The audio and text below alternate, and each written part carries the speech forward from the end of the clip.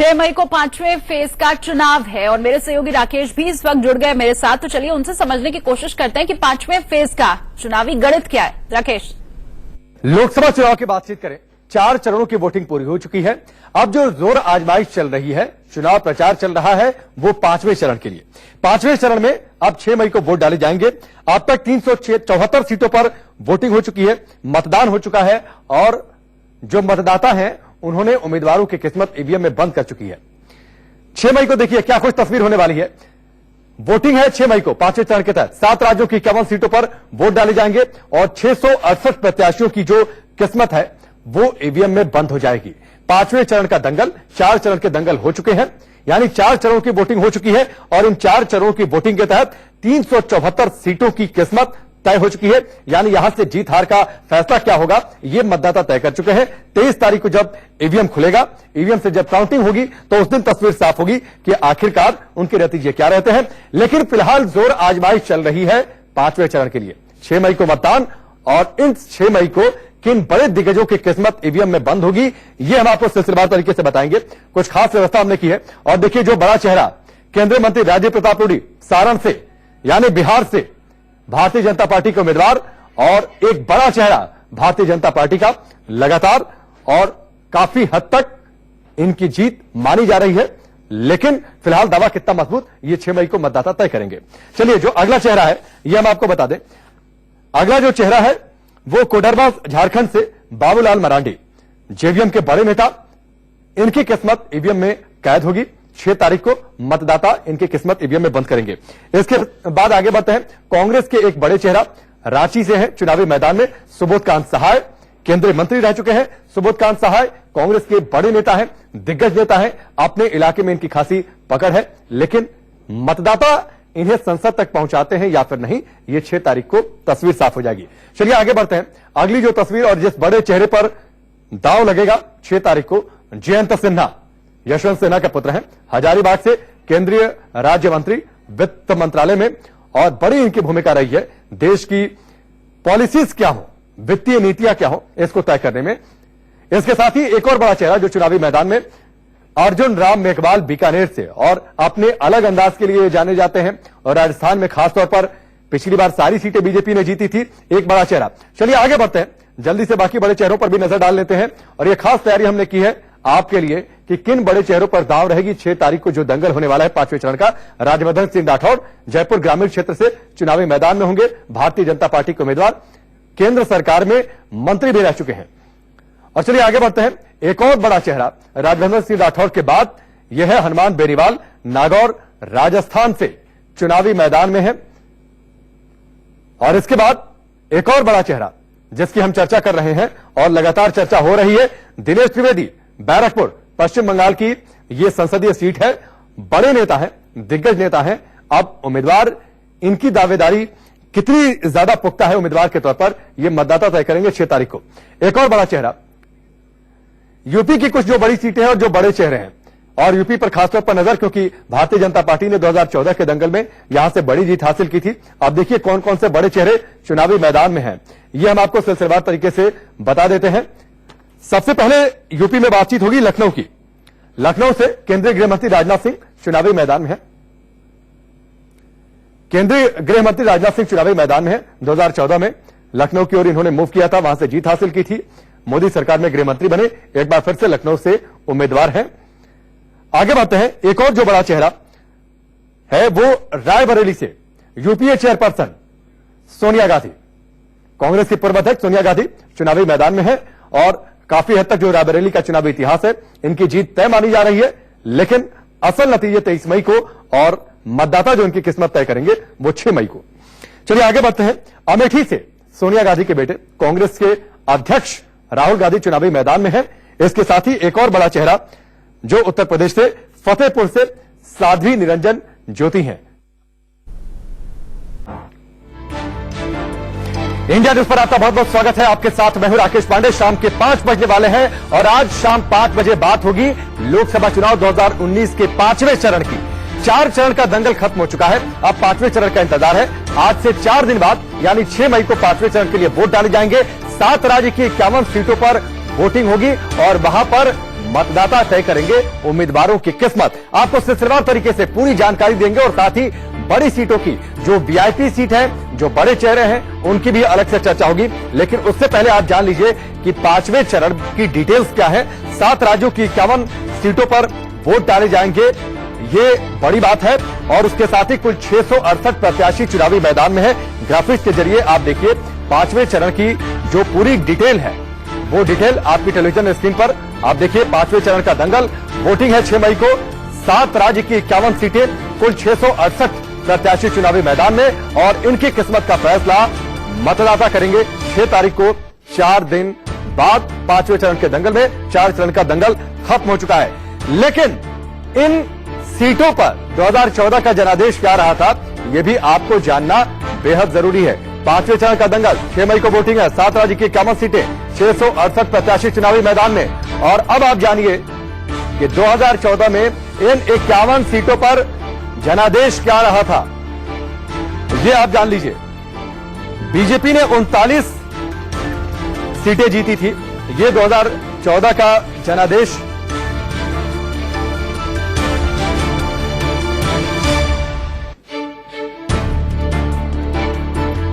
ये 2014 का जनादेश है। आपकी टेलीविजन स्क्रीन पर आप देखिए।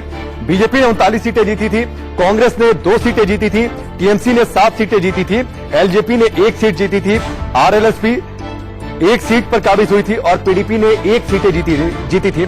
तो ये आपकी टेलीविजन स्क्रीन पर आप देखिए 2014 का ये जनादेश है। 5वें चरण की 51 सीटों पर जो वोटिंग होनी है 6 तारीख को, उन 51 सीटों पर 2014 में क्या जनादेश रहा था, क्या कुछ मतदाताओं ने फैसला दिया था, यह आपकी टेलीविजन स्क्रीन पर है। बीजेपी को 39, कांग्रेस को 2, टीएमसी को 7, एलजेपी को 1, आरएलएसपी को 1, पीडीपी को 1, यानी 39 सीटें। 51 में से 39 सीटें भारतीय जनता पार्टी ने 2014 में जीती थी। और इस बार जाहिर सी बात है उसके सामने चुनौती होगी इन सीटों को बचाना, अपने पास बरकरार रखना।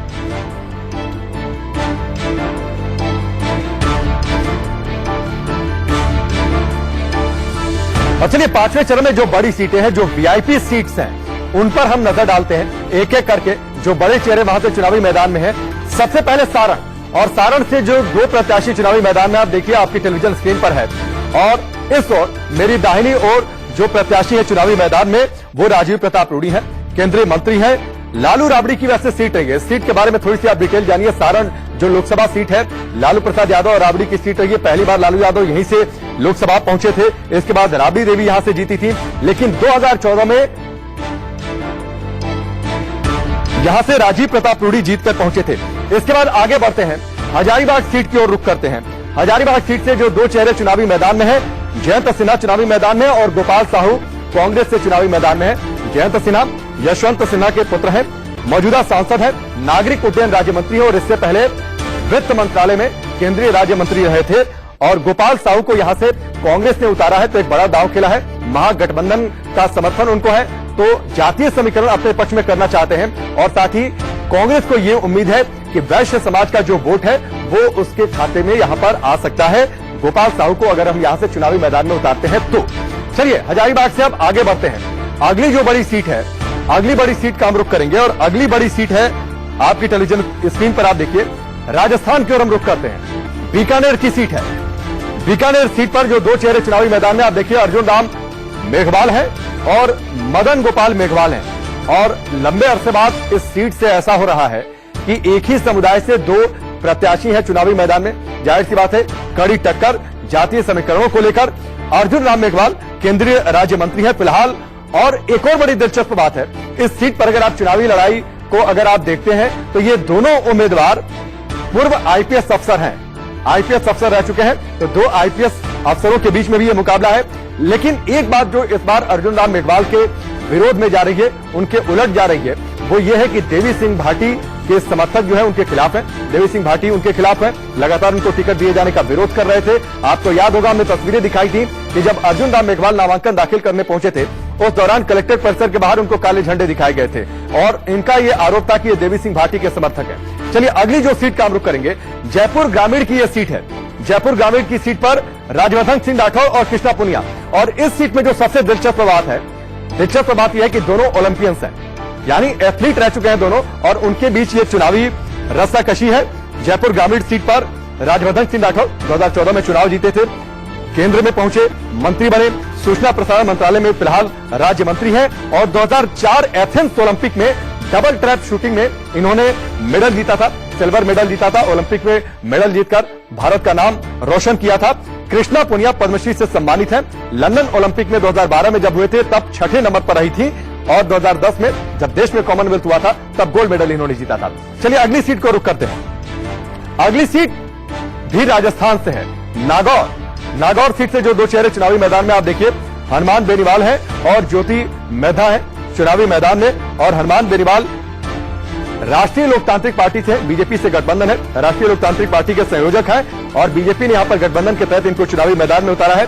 ज्योति मेधा ये पूर्व केंद्रीय मंत्री नाथूराम मेधा की पोती है, पहले सांसद भी रह चुकी हैं, चुनाव पहले जीत चुकी है, इस बार फिर से चुनावी मैदान में आरएलपी के उम्मीदवार के खिलाफ यानी हनुमान बेनीवाल के खिलाफ। चलिए अगली बड़ी सीट का रुख करते हैं। जिस बड़े चेहरे की बातचीत हो रही है लगातार अलग अलग सीटों पर, अलवर ये भी एक सीट लोकसभा की सीट राजस्थान की ही है और अलवर से जो दो चेहरे चुनावी मैदान में, बालकनाथ भारतीय जनता पार्टी से और जितेंद्र सिंह कांग्रेस से, तो ये एक दिलचस्प लड़ाई आपको अलवर में भी देखने को मिलेगी।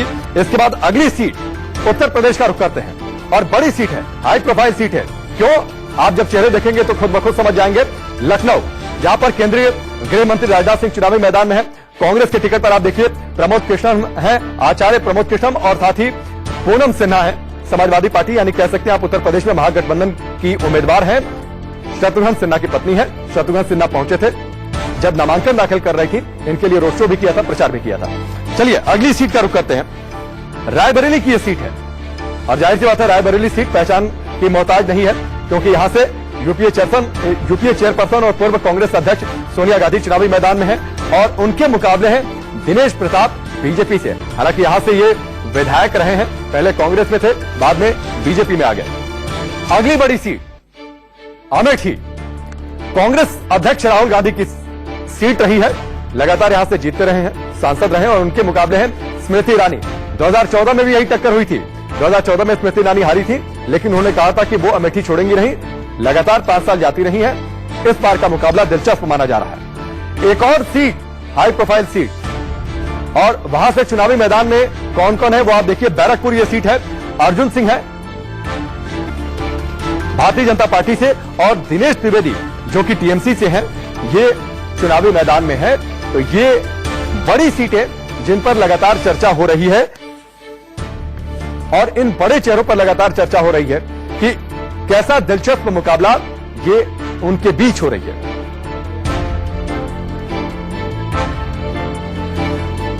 और चलिए हम लगातार एक खास मुहिम भी चला रहे हैं। 5वें चरण को लेकर डिटेल्स क्या है, बड़ी सीटों को लेकर हमने चर्चा की, लेकिन अब बात करेंगे हमारी खास मुहिम अब की बार लिखकर दो सरकार की।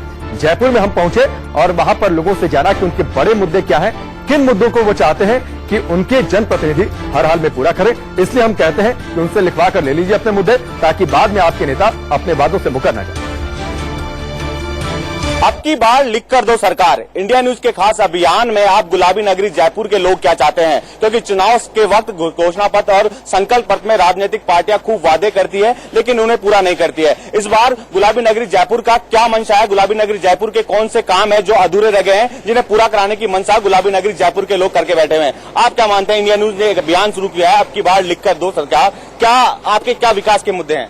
नहीं, बहुत ही शानदार मुद्दा उठाया है इंडिया न्यूज के, हम उसके तहे दिल से आभार प्रकट करते हैं। और हम भी ये चाहते हैं कि अब की बार जो भी वोट मांगने के लिए आएगा तो हम चाहते हैं वो लिखित में आश्वासन दे। क्या है कि जिस समय चुनाव होते हैं उस समय तो वो आ जाते हैं, उसके बाद में वापस आके देखते नहीं है। चाहे पानी की समस्या लो, पानी की समस्या पिछले 5, 7, 10 सालों से हम जूझ रहे हैं, पूरी कॉलोनी वासी जूझ रहे हैं। पानी की टंकी को लेकर के भाई यहाँ एक टंकी का निर्माण होना चाहिए था, वो अभी तक नहीं हुआ। रही बात शिक्षा जैसे गंभीर विषय, हम आए दिन अभिभावक उठा रहे हैं, आए दिन आंदोलन कर रहे हैं, सड़कों पर उतरे हुए हैं। पिछली सरकार के समय जब बीजेपी की सरकार थी तो कांग्रेस सरकार ने आंदोलन किया था कि हम शिक्षा जैसे गंभीर विषय पर प्रायोरिटी लेंगे, लेकिन आज दिनांक तक कोई कार्रवाई नहीं हुई। निजी स्कूलों ने पूरी लूट मचा रखी है लेकिन उनको खुली छूट दे रखी है, शासन और प्रशासन कोई भी कार्रवाई नहीं करा। तो अब की बार जो भी हमसे यहाँ वोट मांगने के लिए आएगा हम उनसे लिखित में लेंगे और लिखित में लेने के बाद ही उनसे बात करेंगे आगे की, कि अगर वो लिखित में देते हैं तब हम उनको वोट देंगे, अन्यथा हम उनको वोट भी नहीं देंगे। बिल्कुल, देखिए गुलाबी नगरी जयपुर के लोगों ने अपनी मंशा बना ली है। आप क्या मानते हैं कि अब की बार क्या लिखित में जनप्रतिनिधियों से लिखवाया जाएगा? बिल्कुल सर, ये जो आपने अभियान शुरू किया है ये बहुत ही अच्छा किया है और लिखित में दे तो थोड़ा सा सही रहता है, क्योंकि आते हैं कोई भी सरकार आए, मैं पर्टिकुलर एक का नाम नहीं ले रही हूँ, कोई भी सरकार आती है तो हम ये कर देंगे, हम वो कर देंगे, बड़े बड़े वादे हैं, लेकिन वादे पर कोई भी खरा नहीं उतरता है। इस बार हमें थोड़ी बहुत आशा है कि जो भी सरकार आएगी शायद वो कुछ काम करेगी। आप क्या मानते हैं, क्या उम्मीद लगाए बैठे हैं, क्या विकास के मुद्दे हैं? हम विकास के मुद्दे के लिए उम्मीद लगाए बैठे हुए हैं।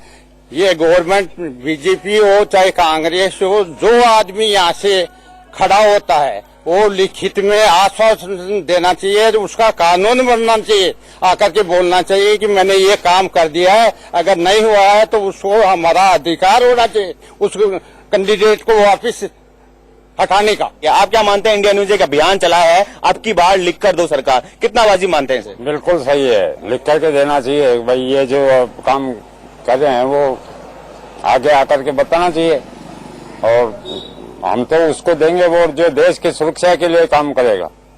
जी बिल्कुल, देखिए जो देश की सुरक्षा की बात करेगा, देश के विकास की बात करेगा, जनता उसको वोट देगी। आप क्या मानते हैं, कितने विकास के कार्य अभी अधूरे हैं जिन्हें पूरा होने की जरूरत है, और क्षेत्र में क्या समस्या है जो पूर्व में वादे किए गए थे? बिल्कुल वादे किए थे, पूरे नहीं हुए हैं। अभी पानी की समस्या है, बहुत बड़ी समस्या है, कचरे की समस्या है, गवर्नमेंट चेंज होने के बाद में बिल्कुल भी नहीं हुई है, पूरी व्यवस्था बिगड़ गई है, कचरे की व्यवस्था जो है। बाथरूम नहीं है यहाँ पर। हाँ, बाथरूम नहीं है यहाँ मार्केट के अंदर, जनप्रतिनिधि आते हैं और बड़ी बड़ी वादे करते हैं, पटल पे कुछ भी नहीं है। आप क्या मानते हैं, क्या विकास के वादे अभी तक अधूरे हैं? हम तो मौखिक जो बातें हैं उन पे विश्वास नहीं करते हैं, जो भी वादे करना चाहते हैं और किए हुए हैं उनको लिखित के अंदर देंगे तभी विश्वास करेंगे।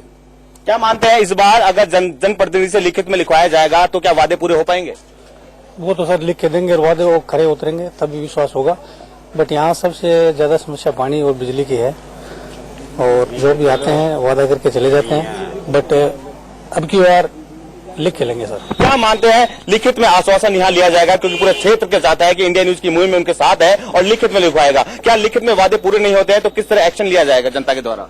जनता के द्वारा, जनता बड़ी समझदार है और अब की बार इनकी बातों में नहीं आने वाली। इंडिया न्यूज को बहुत बहुत बधाई, उन्होंने जिस प्रकार का मुहिम छेड़ी है उस मुहिम रंग भी ला रही है, सभी लोग बाग जागरूक हो रहे हैं। सब लोग बाग जो कॉलोनी के अंदर जो क्षेत्रीय स्थानीय समस्या है, चाहे वो पानी की हो, बिजली की हो या पानी की टंकी की हो, चाहे सीवरेज की हो, चाहे डोर टू डोर कचरा परिवहन की हो, सब लिखित में ले रहे हैं कि आपकी सरकार आती है तो क्या ये इन पे काम होगा।